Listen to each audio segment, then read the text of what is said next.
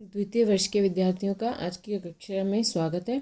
मैं आज आपको चीन के शासन के बारे में बताऊंगी कि क्या उसमें लोकतंत्रीय है या अधिनायक तंत्रीय है।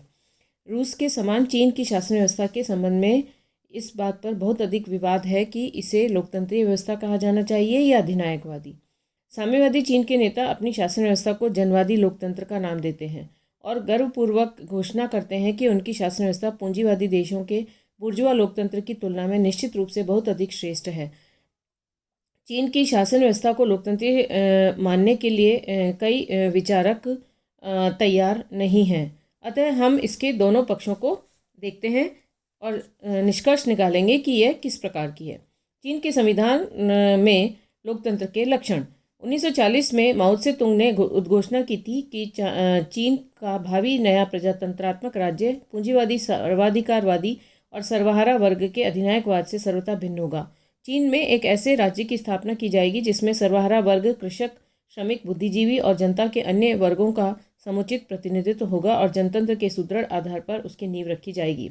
इसके बाद 1945 में जब सामान्य कार्यक्रम की रूपरेखा तैयार की गई तो माओ ने घोषित किया कि हम एक ऐसी शासन व्यवस्था स्थापित करना चाहते हैं जिसे नव प्रजातंत्र का नाम दिया जाएगा और जो बहुसंख्यक जनता की इच्छा पर आधारित विभिन्न दलों की मिलीजुली लोकतंत्रात्मक सरकार होगी। व्यवहार में 1949 में जब साम्यवादियों द्वारा सत्ता हस्तगत की गई तो संयुक्त मोर्चे की सरकार बनी जिसमें विभिन्न लोकतांत्रिक तत्वों को सम्मिलित किया गया। 1954 में जिस नवीन संविधान को अपनाया गया उसके प्रथम अनुच्छेद में कहा गया कि जनवादी लोकतांत्रिक चीन सर्वहारा के अधिनायकत्व का समाजवादी राज्य है, श्रमिक वर्ग इसका नायक है और वह श्रमिकों तथा कृषकों के सहयोग पर आधारित है।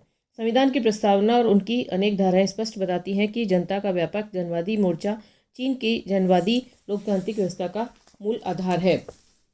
संविधान और शासन व्यवस्था में अन्य भी कुछ लोकतांत्रिक लक्षण हैं। चीन की जनवादी कांग्रेस के निर्वाचन एवं प्रतिनिधित्व का जो विवरण संविधान में दिया गया है वह प्रजातंत्रीय ही है, क्योंकि संविधान के अनुसार राज्य परिषद राष्ट्रीय जनवादी कांग्रेस के प्रति उत्तरदायी होगी। इस प्रकार संविधान में अधिकार और कर्तव्यों की घोषणा प्रजातंत्र के प्रति अपना झुकाव प्रकट करती हैं। इन अधिकारों के अनुसार कानून के समक्ष सभी समान होंगे और सभी व्यक्तियों को रोजगार का अधिकार होगा। सभी राष्ट्रीय जातियों को समान माना गया है और उन्हें इसी आधार पर प्रतिनिधित्व देने की बात भी कही गई है। इसमें ऐसा प्रतीत होता है कि चीन का संविधान प्रजातंत्र के मार्ग पर पश्चिम देशों से भी आगे है। जैसे कि प्रत्यावाहन रिकॉल की व्यवस्था ऐसी ही है जिसके अनुसार जनता निर्वाचित प्रतिनिधि को वापस बुला सकती है। संविधान में यह भी व्यवस्था है कि किसी शासनाधिकारी के कार्य से हानि पहुंचने पर नागरिक उससे हर्जाना वसूल कर सकते हैं। इन लक्षणों के आधार पर कहा जा सकता है कि संविधान द्वारा चीन में एक जनतांत्रिक शासन व्यवस्था की स्थापना की गई है।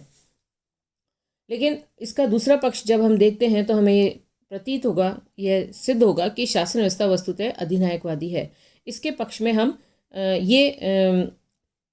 ये तर्क जान सकते हैं। पहला, एक दलीय व्यवस्था। चीन के संविधान में जन प्रभुता की बात कही गई है, लेकिन जन प्रभुता को कार्य रूप में परिणित करने के लिए साधन नहीं अपनाए गए हैं। लोकतंत्र या जन प्रभुता का व्यावहारिक तात्पर्य यह है कि जनता जिस राजनीतिक दल या व्यक्ति या समूह को शासन सत्ता प्रदान करना चाहे कर सके।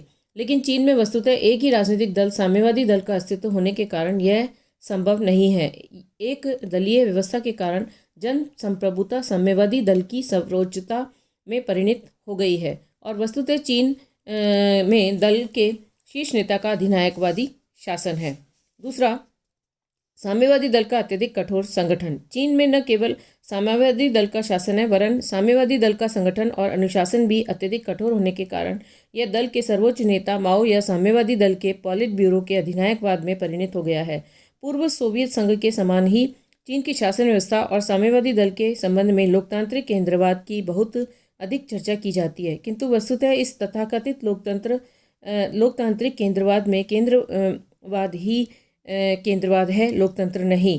प्रारंभ में पीकिंग शासन ने यह प्रभाव उत्पन्न किया था कि वह उदारवादी है और साम्यवादी दल के अंदर तथा बाहर विरोधियों को सहन किया जा सकता है। 1965 में माओ त्से तुंग ने कहा कि मैं चाहता हूं कि शत शत फूल खिले और चीन में विभिन्न विचारधाराएं पनपें।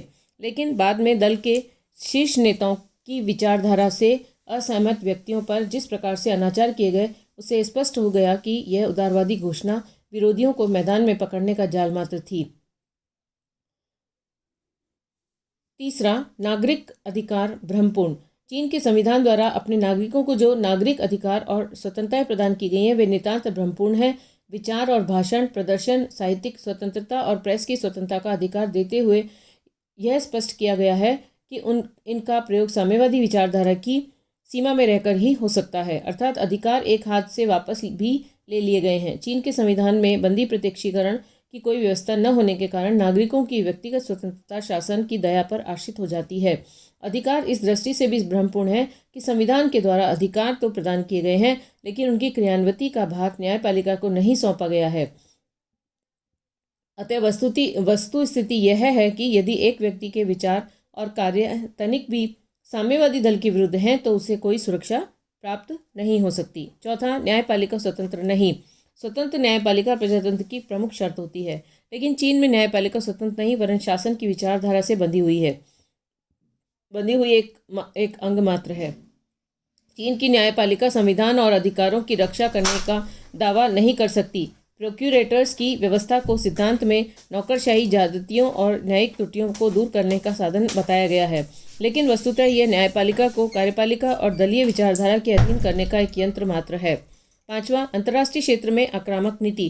प्रजातांत्रिक राज्यों से यह अपेक्षा की जा सकती है कि वे शांति की नीति अपनाते हुए सभी राज्यों के साथ मैत्रीपूर्ण संबंध स्थापित करेंगे, लेकिन यह नितांत स्पष्ट है कि चीन शांति की नीति में विश्वास नहीं करता। तिब्बत, कोरिया, भारत और वियतनाम आदि के संबंध में चीन के द्वारा विस्तारवादी नीति अपनाई गई है और वह अपनी सैनिक शक्ति बढ़ाने में अनवरत रूप से संलग्न है। इस प्रकार चीन में उदारवादी लोकतांत्रिक व्यवस्था नहीं है और जनता का एक भाग राजनीतिक व्यवस्था से घोर असंतुष्टि रखता है। 1989 में थियानमान चौक के ऐतिहासिक घटना चक्र से भी यह स्पष्ट हो गया है। जनता के एक वर्ग, विशेषतया नवयुवकों और छात्रों ने जब लाखों की संख्या में एकत्रित होकर नागरिक अधिकार, स्वतंत्रताओं और व्यवस्था में आवश्यक परिवर्तन की मांग की, तब न केवल उन्हें गोलियों से भून दिया गया बल्कि उन पर टैंकों से गोले बरसाए गए। हजारों व्यक्ति मौत के घाट उतार दिए गए। अपने ही नागरिकों के विरुद्ध ऐसा बल प्रयोग किया गया जिसका अभी हाल ही के कई वर्षों में कोई उदाहरण नहीं मिलता है। इस प्रकार चीन की साम्यवादी दल के नेतृत्व में उदारवाद की दिशा में चीन की साम्यवादी दल का नेतृत्व एक अधिनायकवादी शासन ही स्थापित करता है। धन्यवाद।